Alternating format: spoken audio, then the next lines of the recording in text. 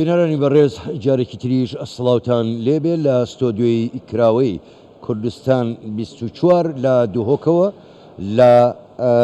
زانکۆی ئەمریکی لە دوهۆکەوە لە دیداری مەس لەگەڵتانی بۆ ئەم دیدارە بۆ ئەم کاتەمان میوانێکمان هەیە لەگەڵ میوانەکەمان قسەی زیاتر لەسەر هەم دیدارەکە و هەم لەسەر ڕۆژهەڵاتی ناوەڕاست و ئەو پێکدادانەی کە ئێستا لە ڕۆژهەڵاتی ناوەڕاستدا هەن میوانەکەمان زۆر بەڕێز ڕامۆن بلێکوار باڵوێزی پێشووی یەکێتی ئەوروپایە لە عێراق. مستر ئەمباسەدۆر بەڕێز باڵوێز بەخێر بێت بۆ کوردستان. سپاس بۆ ئەم هەلا زۆر سپاس بۆ ئەم چاوپێکەوتنە و جێگەی شانازیە بۆ ئێمە بەڕێستان لەگەڵ ئێمان و چاوپێکەوتن لەگەڵ دەکەین. جێگەی خۆشحاڵیە کە دەگەڕێمەوە بۆ دهۆک بۆ زانکۆی ئەمریکی لە دهۆک و بۆ مپس. زۆر سپاس بەڕێز باڵوێز. ئێستا ئێمە ئەم کۆڕبەندەمان هەیە لێرە لە زانکۆی ئەمریکی دهۆک لە کوردستان. لە هەمان کاتدا هیچ ئاشتی و ئاسایشێک لە ڕۆژهەڵاتی ناڕاستنیە و ڕای تۆ چێ لەسەرەوە. ڕاستە ئەمە گرنگی ئەم ئیڤنتە ئەسەلمێنێ بۆی کە خەڵکی شارەزا لە هەموو جیهانی و کۆ بکەیتەوە لێرە بۆی کە گفتوگۆ بکەن و یەکتر ببینن لەگەڵ هاو بەشە کوردەکانیان لێرە لەگەڵ دەسەڵاتی کوردی لەگەڵ ئاکادمی کوردی لەگەڵ حکوومەتی هەرێمی کوردستان بەرپرسانی هەرێمی کوردستان و ئاکترە جیاوازەکە لە ناوچەکە بێ بۆی کە پێم وایە ئەمە کاتێکە کە زۆر هەستیارە پێویستی بە دیالۆگە بە گفتوگۆیە و پێویستی هەندێک جار بە بیرۆکەی نوێ هەیە لە دەرەوەی ئەو دۆخە. پێم وا بێ ئەم کۆڕبەندەی ئێستا پلتفۆرمێکی زۆر باش و ناوازەیە ژینگەیەکی باش دەخڵقێنێ و هەروەها میوانداری و سنگکراوەی و دەرگاکراوەی گەلی کورد هەموو کات بەناوبانگ بووە و هەمومان هەست بە دڵخۆشیێکی زۆرەکەن کە لێرە. سپاس سپاس بەڕێز جەنابی باڵوێز. با قسە لەسەر دوایین جەنگی نێوان حەماس و ئیسرائیل بکەین.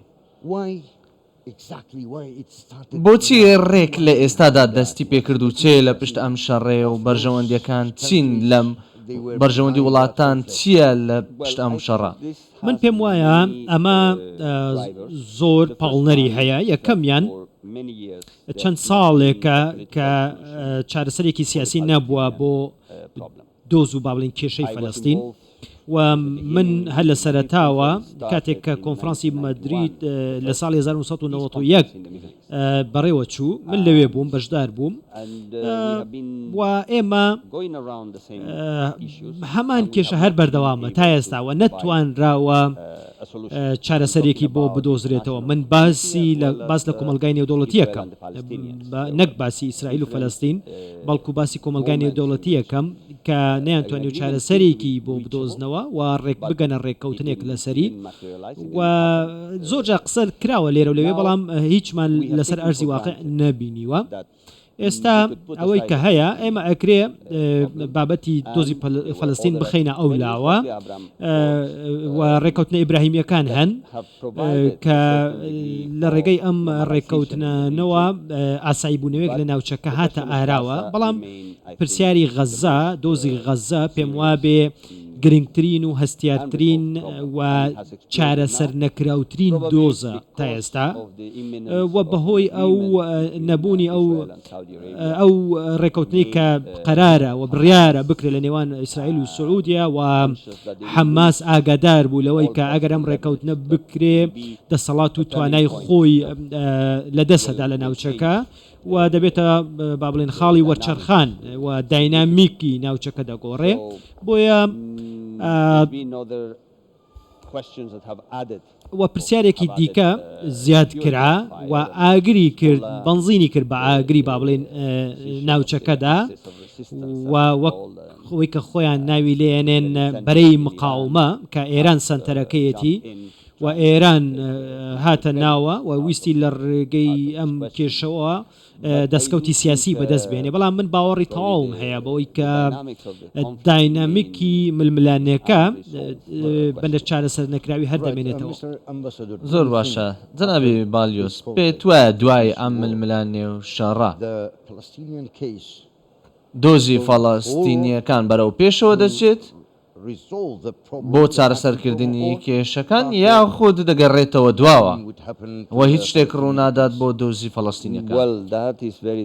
ئەمە زۆر زەحمەتە وەڵامی بدەیتەوە بۆیە من ناتوانم وەڵامی ئەو پرسیارە بەڕاستی بدەمەوە پێشببینی داهاتوو بکەم بۆیە من باوەڕی تەواوم هەیە بەوەی کە زۆر پێویستە کە استراتیژێتێک بدۆزێتەوە بۆ دەرچوون لەم کێشەیە و ئەم ئۆپراسیۆنە سەربازیانەی کە ئێستا دەستی پێکردووە بەدڵنیاییەوە چارەسەری هەمیشەیم کێشەیە ناکە و کاتێککە ئەم ئۆپراسیۆنیانە کە سوپای ئیسرائیل دەستی پێکردووە و چونەتە ناو غەزا دەبێ لە ڕێگەیەوە جۆرێک لە جۆرەکان چارەسەرێکی سیاسی بدۆزنەوە بۆ کێشەکە وەکەوەی کە 1991 لە جەنگی جیهانی یەکەمی کەنداودا ڕوویدا وە کۆمەلگای نێودەوڵەتی هاتن و کۆنفرانسی ئاشتی ڕۆژڵاتی ناوەڕاستیان دانا و پێشنیازیان کرد ئێمە پێم وایە دەبێت جارێکی دیکە بگەڕێنەوە بۆ ئەو بۆچوونی ساڵی 1991 و ناکرێم تراژدیە بەردەوام بێ و کاریگەری لەسەر ئیسرائیل هەیە لەسەر خێزانە ئیسرائیلیەکان هەیە و خەڵکی ئیسرائیل قوربانی ئەم ئۆپەراسیۆنانن و ئەو هێرشانەی کە 7 ئۆکتۆبەر حەماس ئەنجامیدا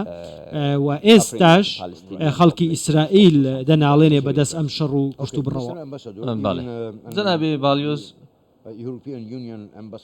تۆ بالیۆزی یەکێتی ئەوروپا بووی بە عراق وە پرسیارێک سەبارەت بە عراق لێ بکەم میلیشیاکانی عراق هێرش دەکەنە سەر بنکەکانی ئەمریکا نزیکەی 50 بۆ 6 جار لەو ماوەیەدا لە ماوەی شەڕی غەزە و ئیسرائیل هێرشیان کرد سەر بنکەکانی ئەمریکا تۆ پێت وایە ئەمە